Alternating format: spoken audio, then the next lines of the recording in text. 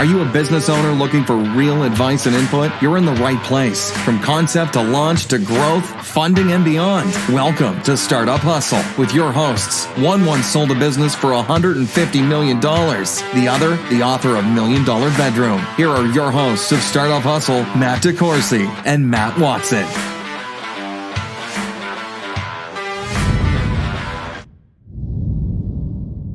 And we're back. Another episode of Startup Hustle. Matt DeCoursey here with Matt Watson. Hi, Matt. What's going on, man?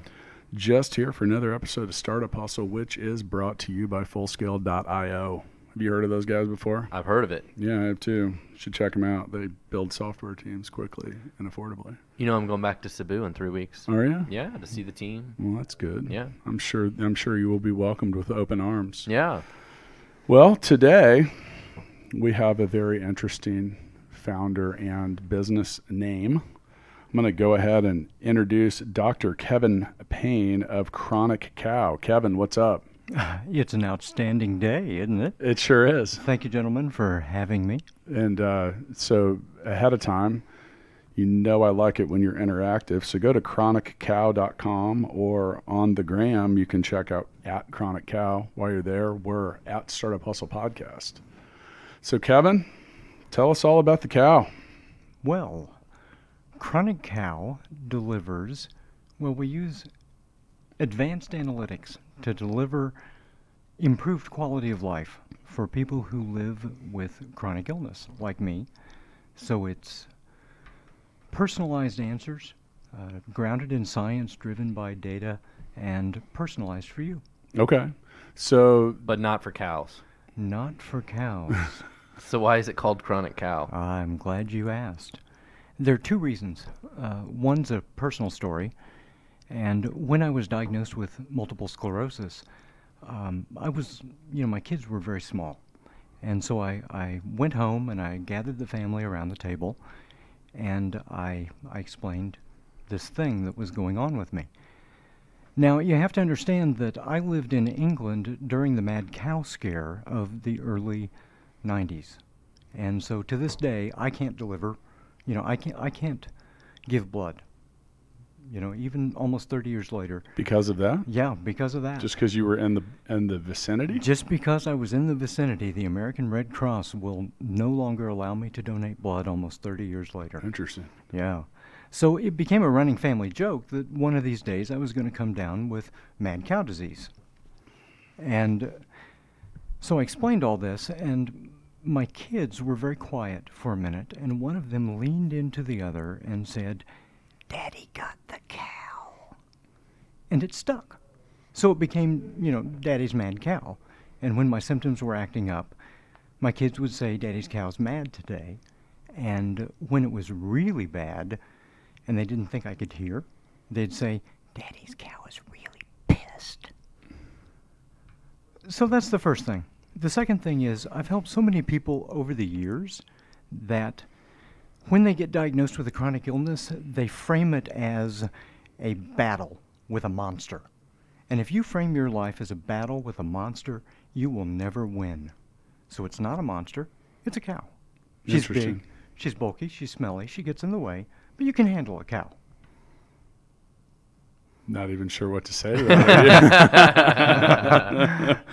So if you want to see the look that Matt Watson just gave me, you can check out the Startup Hustle YouTube channel, because that was well, Kevin. I want to talk a little more about what you do and how you do it, and that's an interesting way to name your business for sure.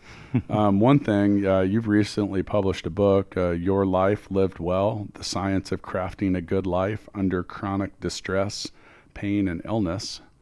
Yeah, it comes out on December 3rd. Okay. So we're doing advanced pre-sales here the next month, and we're excited to get it out. So when it comes to Chronic Cow and the business, and I see that you also have an association with Don Peterson, who Don's been in here before. He's associated with Launch KC and stuff like that. Is he also associated with the business or just a podcast? Just the podcast. He's been an enthusiastic supporter of Chronic Cow from the very beginning. Okay. So you mentioned using data or different stuff to help people improve. Like, let's talk a little bit about that. So we have the backstory about, your own struggles or challenges with chronic illness, but as far as the business goes, what are you guys doing with that? And tell us all about it. Sure. One of the things that I realized is, I'm a science guy, I'm a data guy, and that's kind of my safe place. So when I was diagnosed, I went to the science, and I turned myself into a guinea pig, and I collect 80 different variables on myself and measure and monitor and model them every day.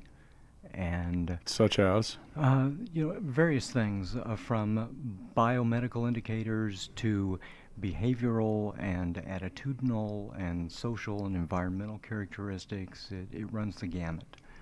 And of course, you can't generalize from an N of one. So I was not only interested in finding solutions that made my life better, but also for other people as well. So I interviewed hundreds, I surveyed thousands, I built a scraper that went out on the web and collected 2.23 million data points. I reanalyzed the results of over 7,000 studies on over 150 conditions. Wow. Yeah.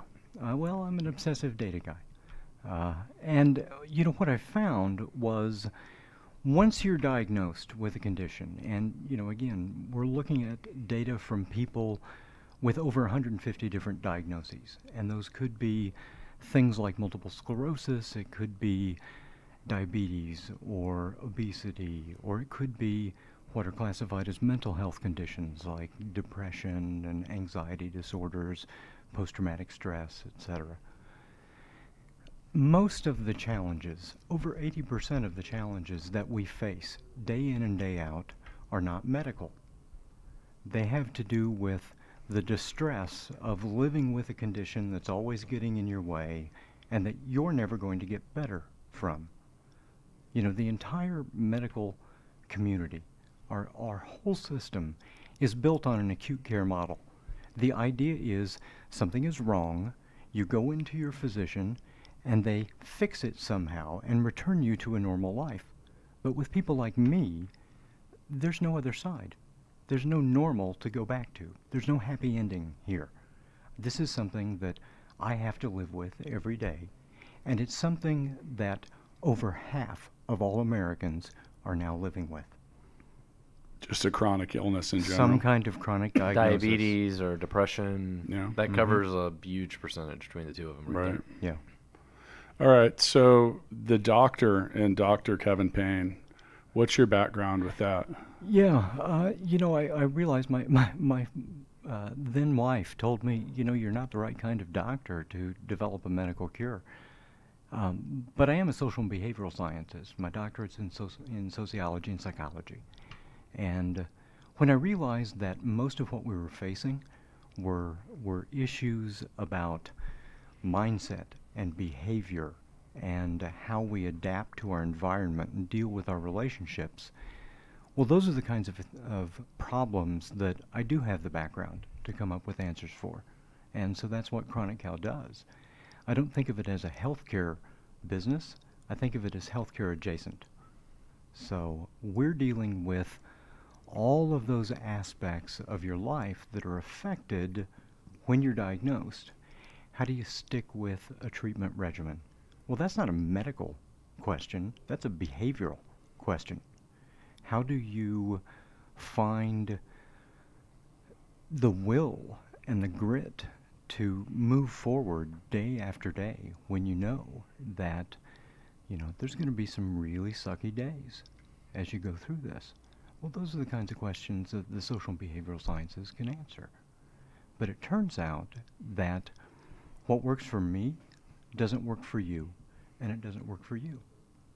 All of those answers will work for someone, but the problem is matching you with the answers that will work in your case. And so will the data patterns help identify, people that have similar symptoms, similar outcomes? And that's what we do. Yep. We use those, that massive amount of data to identify, well, if you need to change your behavior, There are 150 different ways that you could approach behavioral change. And normally, what you do is trial and error. Somebody gives you a suggestion, you try it, and it may work, and you get discouraged because most of them don't work for you. So what we do is we profile you, and we use those to say, all right, for someone like you, this is going to be, say maybe it's a behavioral change that's based on external factors, and we're trying to move your environment in a different way. Maybe for somebody else it's monetary. Maybe for somebody else it's habit formation, and so forth. And we can go through that, and we can say, well, we're going to match you with the one that's likely to work for you. Then we monitor you, and if you're on the right trajectory, then we keep you on that, and if you're not, then we know what's the next most likely thing for someone like you. So then how do you sell or take this to market? So like, who is your customer, or how does the business work? We do it a couple of ways. We've got a B2B model and a B2C model.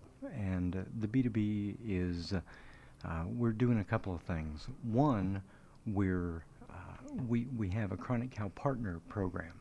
And so these are medical health wellness professionals in practices, and they're faced with a lot of questions like this day in and day out that they're not trained to answer, right? Mm-hmm.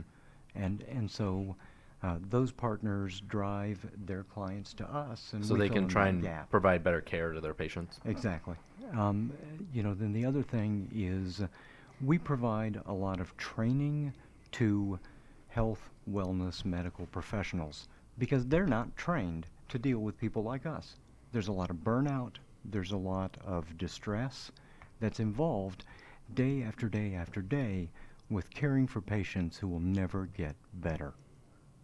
And so, we go in and we train, say, the personnel in a hospital or a practice or, so forth, so that they can better deal with the people they're facing. You talk about your background, and for these types of illnesses, I can definitely see it's much more psychology, right? It's like you have to understand that these people are going to have these issues and how to deal with them, how to help them cope, whatever. It's not just writing a prescription. It's a different scenario. It is. Sure. And what we're interested in, there's a movement right now in the United States and in other countries to see medical care in the larger context.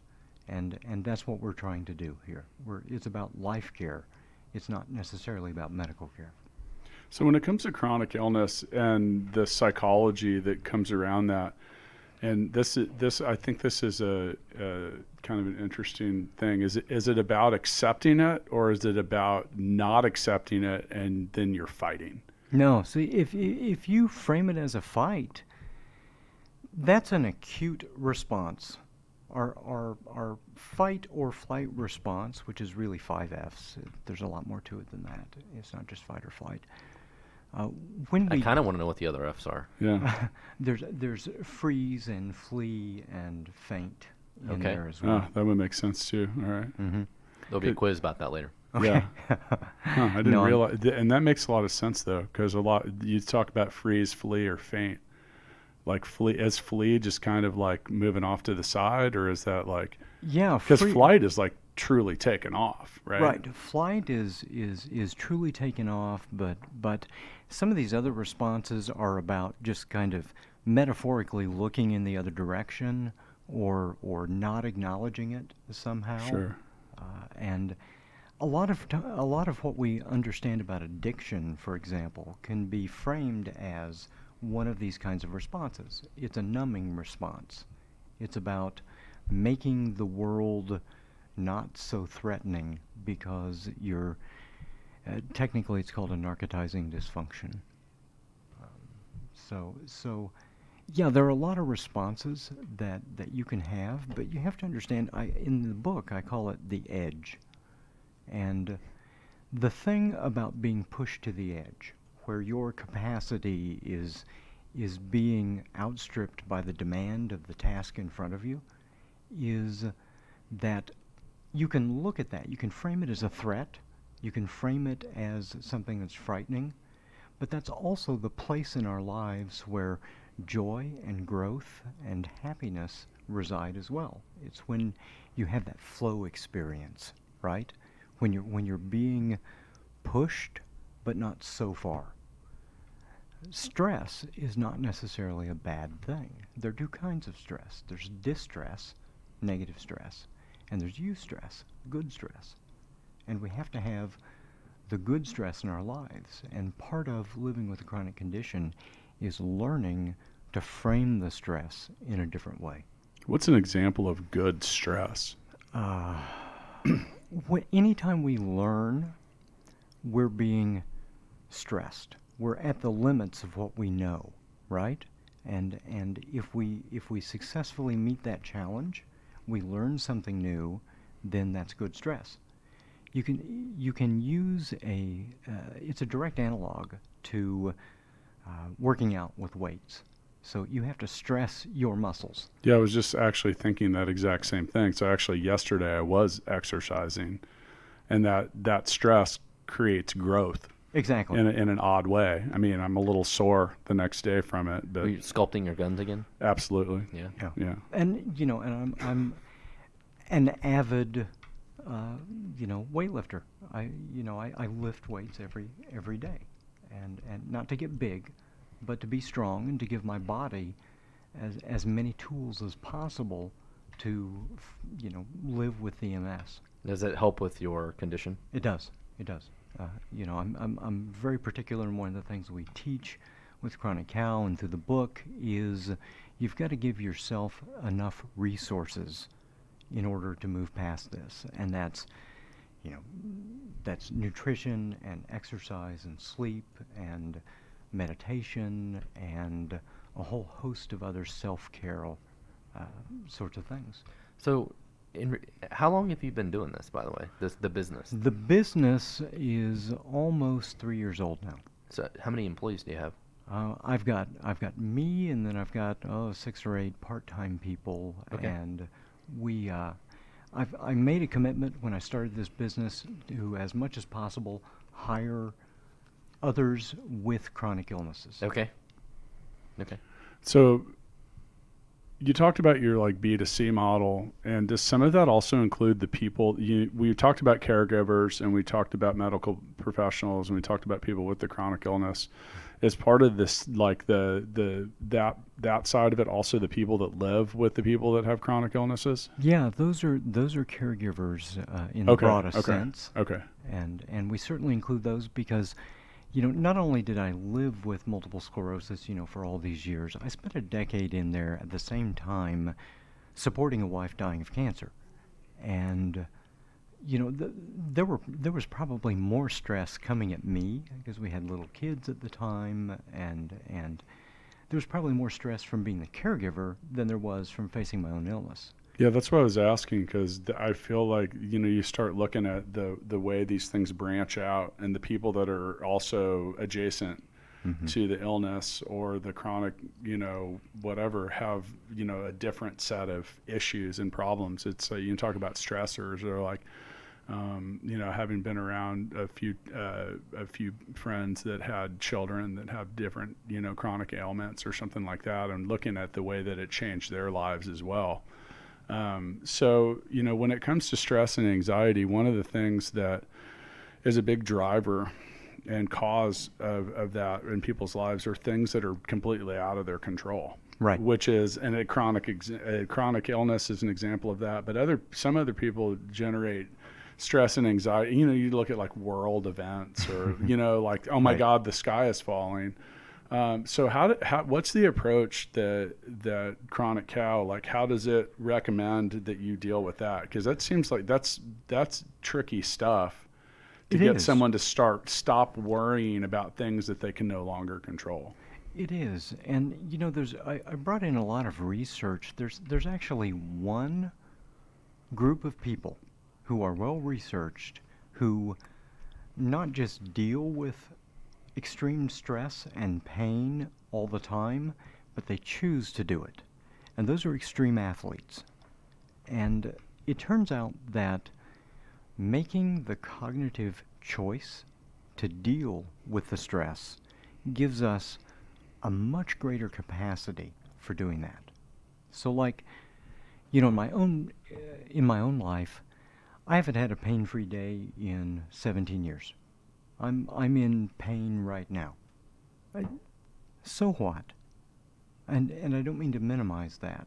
It's because, we all have pains that we deal with, but you can either focus on it, or you can learn to live with it and move through it and turn it into a motivator for a better life. And changing that mindset is often a crucial first step to changing behaviors. I think there's definitely a lot of people that when they have these issues that their whole life revolves around the issue and they can't get past it, right? Yeah. Like I've seen this with family members that have a death in the family, even that kind of, which is a different, not really an illness, it's a different thing, right? But same sort of issue where they just cannot get past that event, that happened, and they just struggle forever. Right, and to accept it and move past. I talk about that in the book because there's a lot of grieving that's associated with chronic illness. Because, I went through it. You grieve the life that you thought you were building for yourself, and that's heavy. Some of these things seem similar to just issues you have with age. Yes. Right. Like I see my parents, like my dad has different health issues and it's like nothing he can do about it. It's like, I give him crap all the time. Like these are just old man problems. Well, I was just thinking, and you just have to learn to deal with it. It's like, I was just thinking the same thing. Cause my dad's had heart problems for a while. And I guess as a chronic illness. Right. My mom's got dementia. And and that's why this is so fascinating, because it's like that coping not only for us as family members, but also like dealing with her, because dementia is a weird thing, because it just kind of erases the person that they're like there, but then they're not. And those other folks too, like, so also with the data and what you guys deal with, does some of that deal with the incremental steps? Like, because there's, my wife had gone through dementia with her grandmother, and as we've gone through it with my mom, Jill told me, she said, they're going to come and it goes in stages, and then like there's even like a stage where they're just like really angry, and it's like a level of frustration or something. But I mean, my mom was like, almost like a card-carrying hippie of some sorts at one point. And then, to see her like angry and yelling, and like, one time we had to like take her home because she was kicking my couch over and over again for like,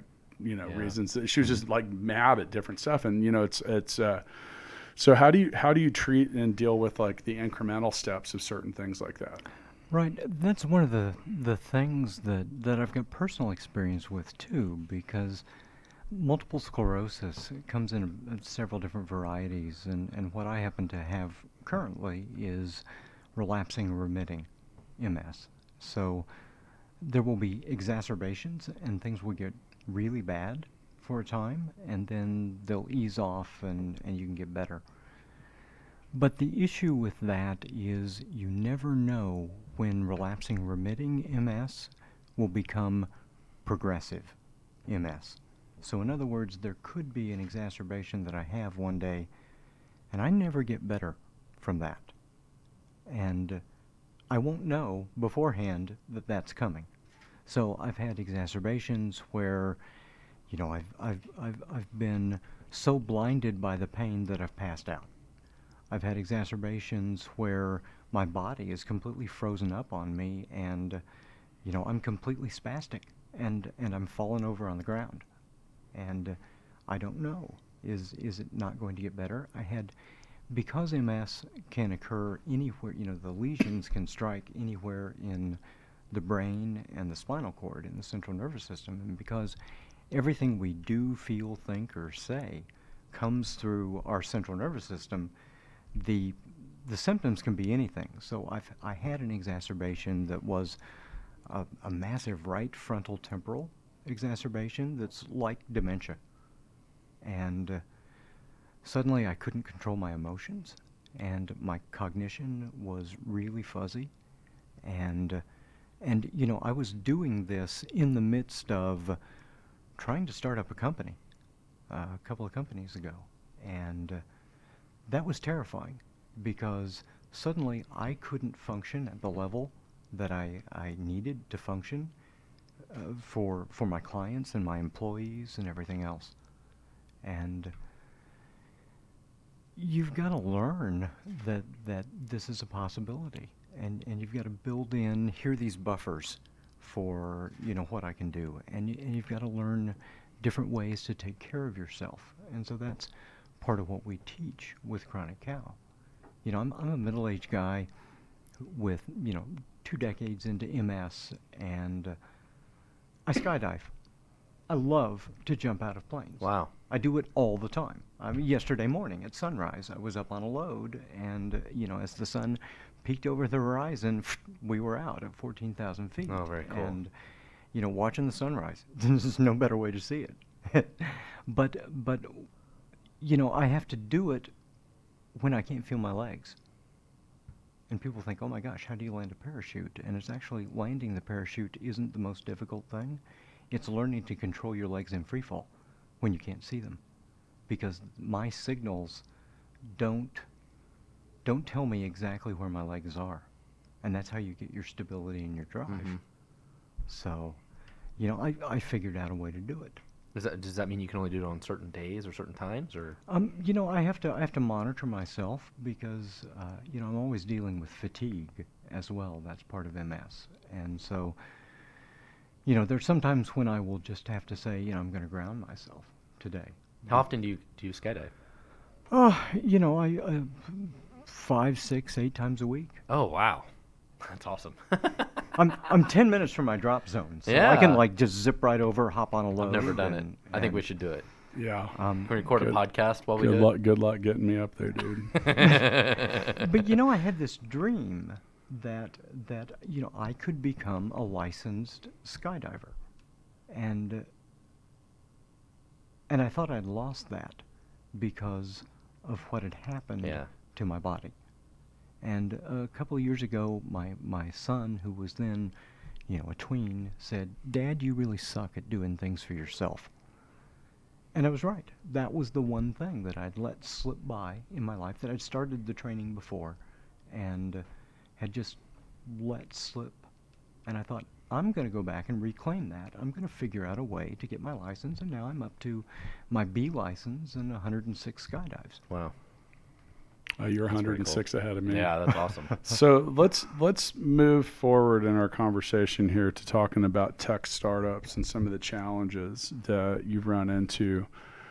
Feel free to share any interesting stories of failure. We openly embrace that here. But what are some of the things? What have been some of the challenges that you've dealt with? I've got a couple of good failure stories, I think. One was my very first company. So I'd spent 15 years as a professor, and you know, did that, and I loved that, and it was a great career. But I woke up one morning and I was like, "Geez, this is every day for the rest of my life. This is it." You know, because I knew I didn't want to be like a dean. I'd run a department, and I knew that, you know, they say academic politics is so vicious because the stakes are so low. You think about it for a minute, it's true. And I didn't want to deal with that. I wanted to do something new and something different. So I was in the process of starting my first company from some research that I'd been doing, and put together a team. They were really really competent guys, and they had all the skills to do it. But I think my biggest advice to startup entrepreneurs is there's one thing that you can't teach your team, and that is risk tolerance. Some people just have a tolerance for risk and uncertainty, and others don't. And that first company just blew apart. I had an exacerbation, and I wasn't able to drive things like I was hoping. And the rest of my team, you know, when I jumped from being a professor to an entrepreneur, the rest of them were like, man, we can't give up the safest job in the world as academics climbing the tenure track for the risky life of being entrepreneurs. And boom, there it was. Well, risk tolerance is a known factor in personality types. It is. It is. And like my personality type is I don't have an issue with it. It doesn't freak me out. Some people, it's overwhelming, and it can crush you. And typically those are people that tend more in that type B personality. If we're going to be real general and keep it on A and B, but that's true. I mean, I think that there's a lot of things you can't teach as well. I mean, Matt, I'm sure you've run into these over the years too. There's just certain qualities in people that, well, an example is, and this is kind of a different example, but likability. Like some people are just likable. Yeah, I mean, we've talked about this before, and it's like, you can't really train that. You can soften sharp edges. Matt, what are some of the things that you've run into that you can't train? I mean, another thing too is you can't teach people to care. Yeah, for sure. I mean, the caring part, like, I mean, if I have an employee that cares about our users, clients, other people at the company in general, like, that's a quality you can't teach. You can't, and that's valuable too, by the way. The other big one I always think about is kind of vision. There's a lot of people, they just, Sure. they just, they can only see what's in front of them. They cannot see even what next week looks like. They struggle so hard to prioritize things and plan and then you get the other side of vision, like product vision and market vision and stuff like that. Just some people can just, they struggle so hard to look past what they're doing today and see the bigger picture. And some of that is actually like revision. Like you look at something that's broken or something that's downtrodden or just in the gutter, and you just like, oh my God, this is terrible. We got to keep doing this because it's the way we've always done it. Right. Yeah. Right. Did you run into any of that stuff along the way? Yeah, I have. I think that, obviously, if you've been in this world for a while, you learn that it tends to weed out some of the people who just don't have the drive and the direction to do that, because you've got to be really internally motivated, and you've got to be really internally motivated against an uncertain future when you do it. And drive's another thing. Drive is literally a personality type driven. And those are I often refer to those people as having that high motor. Now they're also sometimes obsessive. Yes. Like, my ex-girlfriend wanted to break up with me because she said I was OCD, so I asked her to shut the door 5 times on the way out. But no, there's a level of obsession, and that's something I've had really interesting conversations with people about. Like, are you obsessed? Are you driven? Are you a genius, or are you crazy? Because there's this like, I'm not even sure there's a line there isn't a some line. of them. Yeah, it's real fuzzy if there is. The best answer that someone has given me was actually recently, and it was just, who cares? I mean, but on like the most basic level, it's like, it's all an external observation. Yeah. Which is interesting. So, in regards to chronic cow, what are some, you talked about gathering millions of data points and different stuff like that. And, you go out and you scrape a bunch of data, and that's not, the wildest of technologies at this point, but then you have all this unstructured data, as data scientists will talk about. So you talk about structured data and unstructured data, and obviously you always want to start first with the structured data because it actually has some wrappers around it. So and I've built things in the past or even currently, that go out and gather a whole bunch of information. That has had to have been something that was a challenge to try to make sense of any of it. Oh, it's huge, and that's part of the intellectual property that we bring to this. Over the years, I've been what we now call a data scientist for almost 30 years, for long before that term ever existed. And I've designed, managed, consulted on over 1,000 projects during that time. And so a lot of what we did with Chronic Cow was build some adaptive hierarchical meta layers around the data to impart a lot of meaning and to put those meaningful points of distinction in those data so that we can take semi-structured data and unstructured data and drop it into some really interesting ensemble algorithms that give us this kind of answer that we need to do. Because really what it is it's two things. It's a matching algorithm that takes you and matches you with a potential solution set. And then it's a recommendation algorithm that's saying, okay, we're going to rank these possibilities and then monitor you within those so that we can get you as efficiently as possible to those solutions that change your behaviors and mindsets and environments in ways that are useful for you. Do you have any good success metrics from what you do? Yeah, we do. Usually what we do is, so we do a couple of things. One is when we're profiling you and screening you, we're getting from you what are the changes you would most like to see in your life.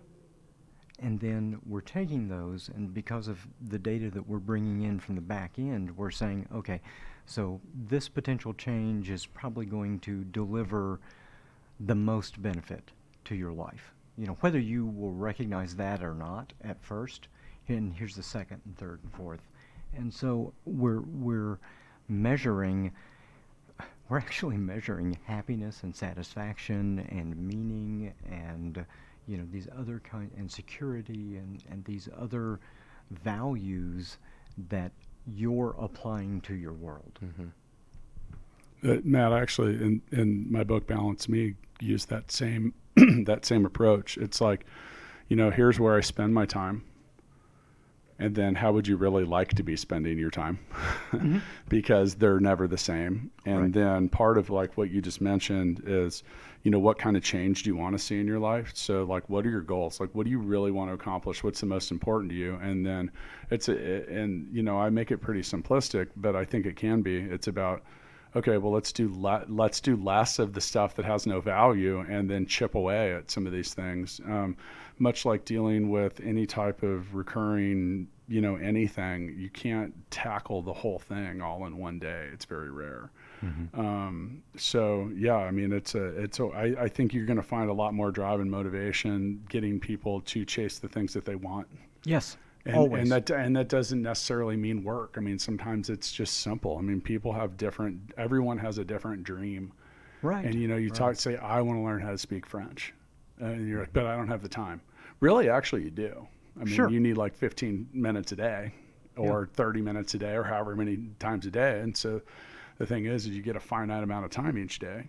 So you're choosing how you want to spend that and what you want to do with it. So, okay, and Kevin, thank you for coming in today. For those of you listening, make sure you go to chroniccow.com. You can also find them on Instagram at @chroniccow. If you want to check out what Kevin is doing, probably pictures of him falling out of an airplane or something like that. He's also on Instagram at Dr. KJ Payne. And before we get into our closing comments here, once again, today's podcast was brought to you by Fullscale.io. That's the business that Matt and I own together. We help you build teams of expert developers quickly and affordably. While you're looking at our website, stop back by the Instagrams and check out pictures from today's episode at Startup Hustle Podcast. You can also check out the new Startup Hustle YouTube channel. So Kevin, over the last, I don't know, however many episodes, we've been kind of doing a little closing round table of comments in which it's kind of the founder's freestyle. There you go. We have a name for it now.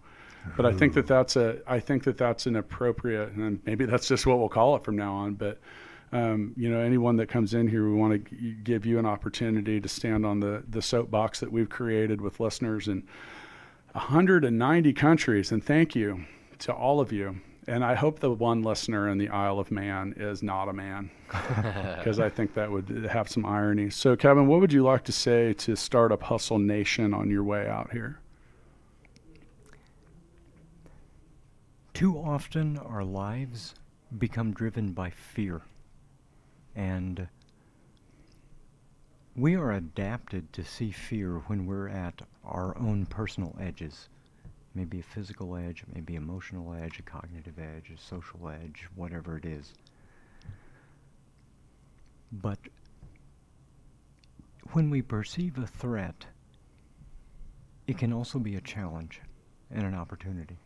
And it seems really trite, but how we frame it is a massive part of whether we're going to succeed or not. Because if you're running away from a fear, man, that's a lousy way to live a life. If you are running to an opportunity, even if it knocks you down, you get up again and you keep learning. And as simple as it is, that's I think, the important part of it. If you want to build strength, resilience, grit, if you want to be successful, that's the thing you have to learn. And you're not only fighting what's out there in the world, but when you frame it that way, you end up fighting yourself for it. And man, you can make yourself your ally. Master Watson? My question for you is, for those of our listeners that have MS or fibromyalgia or some sort of illness that maybe you could help, is your website the best place to go? I mean, can they get help directly from what you do? Yeah, they can get help directly from what we do. We also, we released the premium services first. And so for those who, I understand that a lot of people living with chronic illness aren't in a position to take advantage of that. So, obviously buy the book when it comes out, because a book is not much, and there's a lot of, our entire core curriculum is in that book. Okay. And I also, we're just launching a new Patreon option. Okay. So you can pay just a few bucks a month and get some really valuable insight and some interactive stuff with me and other chronic cow guides. And it's a good way to get good value for, a really economical price point. Okay. Was that your freestyle, Matt? Yeah, that was a my question. freestyle. Hey, it's up to you. You get to do whatever you want. So once again, Kevin's book, and that's Dr. Kevin Payne. I'm assuming you can find this on Amazon, Yes. since that's where everyone buys books now. Yeah. And the pre-sale? It's on Amazon for the pre-sale? pre-sale will be on Amazon as well, and that'll be early next month in November when that releases. And this will be closer. This episode will probably come out somewhere in between now and then. Anyway, that's called Your Life Lived Well, The Science of Crafting a Good Life Under Chronic Distress, Pain, and Illness. Once again, you can go to chroniccow.com.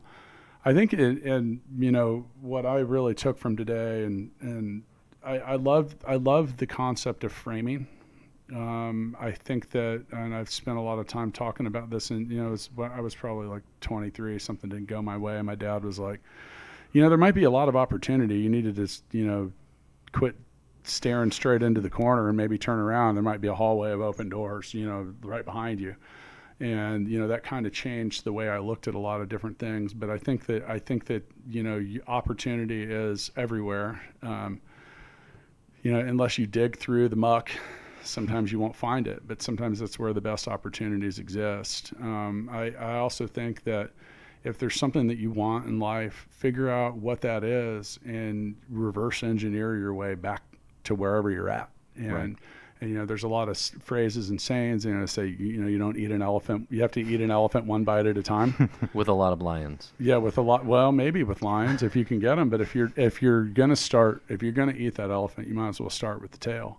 But the point is, and I don't really endorse eating elephants, but the idea is you can't just munch that whole thing down right away. So anything you want to do is likely people look at goals and accomplishment as one singular task, and it never is. There's like 10,000 things that need to occur on your way to do them. So you got to just break down what they are. And anytime you get an opportunity to put a checkbox next to one or cross one off the list, you're one step closer to what you're wanting to do.